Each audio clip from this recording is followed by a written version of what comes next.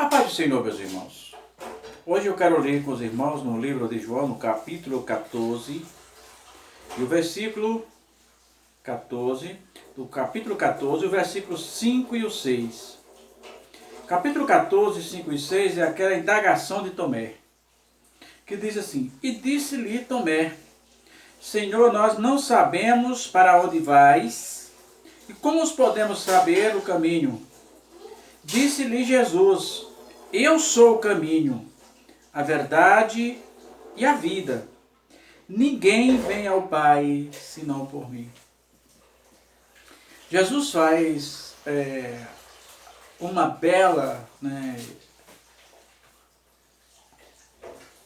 explicação, dá uma bela explicação, resume tudo para Tomé.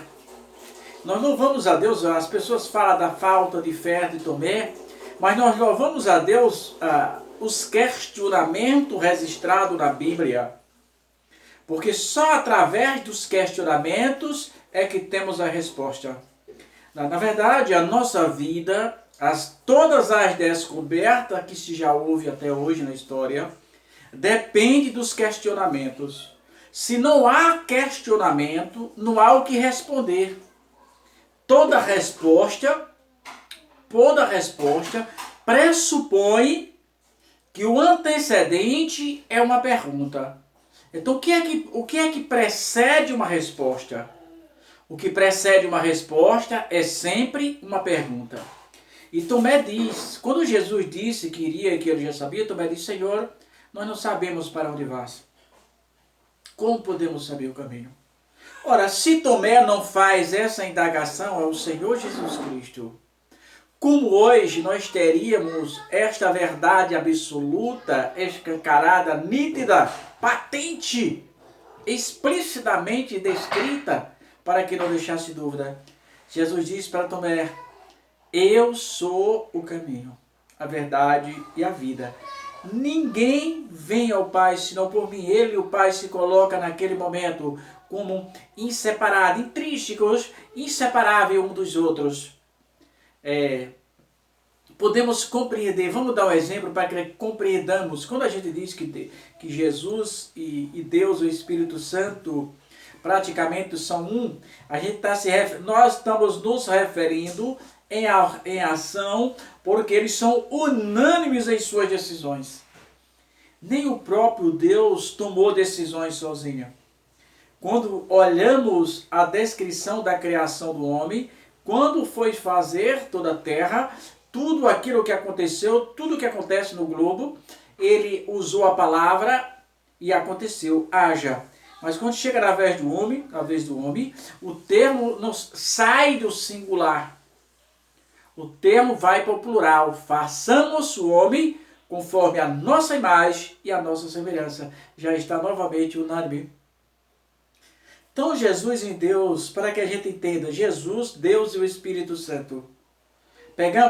Aqui peguemos duas batatas inglesas, todas três do mesmo peso, ou a mesma massa, como chamado na matemática. E pode cozir essas três batatas inglesas com casca, ou até sem casca, que é possível que identifiquemos cada uma delas mesmo depois de cozida. Você cruza as três batatas inglesas, com casca ou sem casca, mesmo depois de cozida, você pode identificá-la uma a uma. Mas se você fizer um purê dessas três batatas, são três, não há como separar a massa.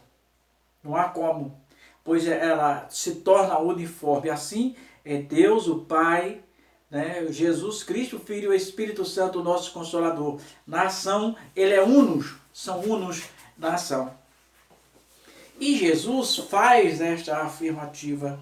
E Jesus faz dizendo o seguinte, e disse-lhe Jesus, eu sou o caminho. Jesus não disse que era um caminho.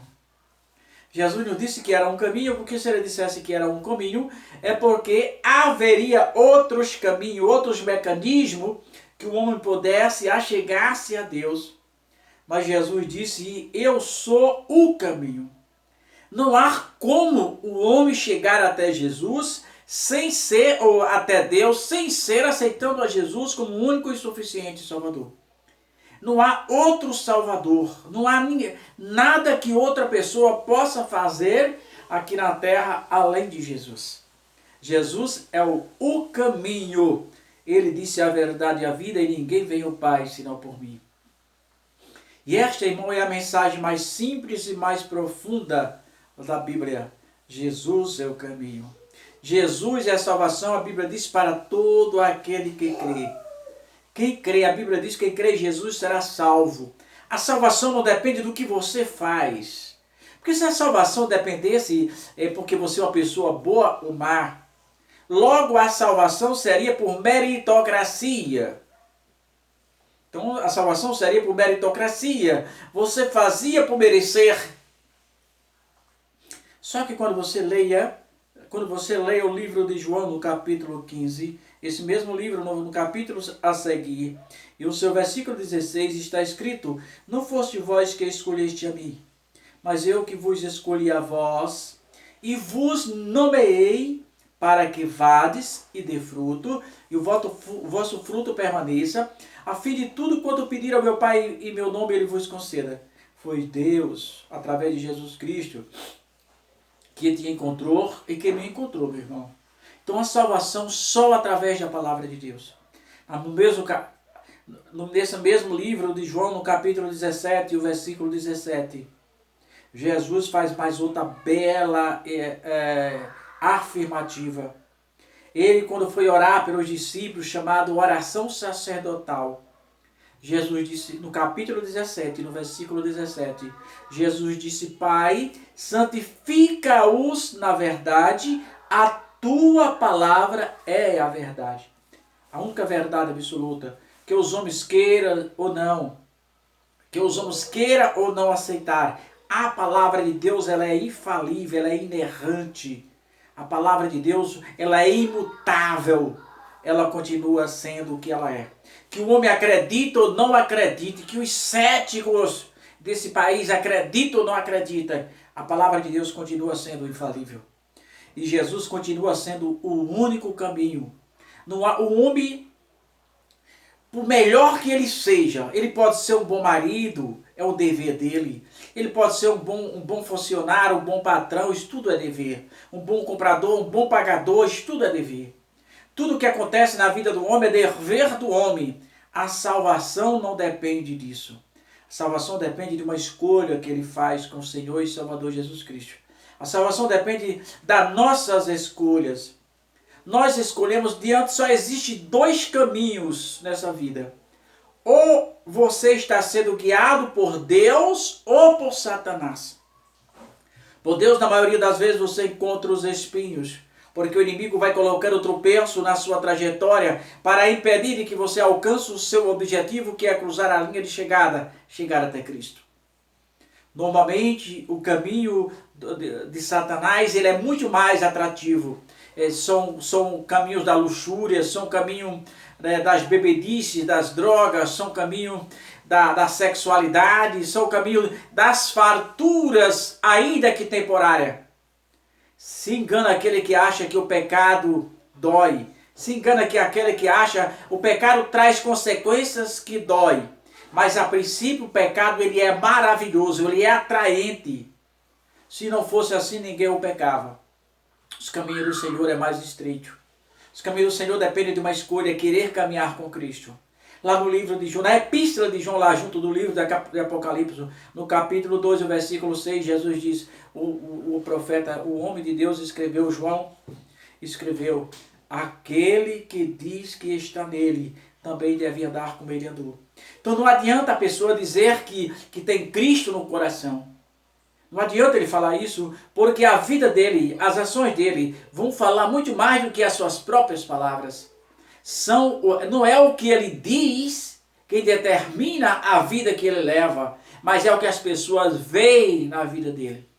Porque diz que tem que andar como Jesus andou. Os fariseus andaram por todos os lados tentando pegar Jesus em alguma falha, mas não conseguiram.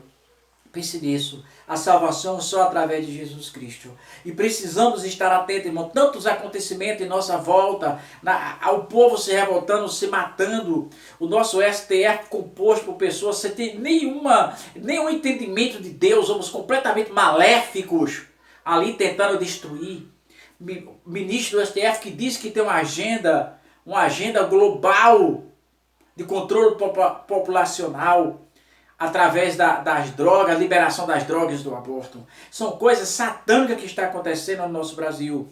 Isso é para você ficar atento. Jesus está voltando. Escapa com a tua alma. Na época de Noé, o velho pregou por aproximadamente 50 anos dizendo: vai vir um dilúvio. As pessoas não acreditaram.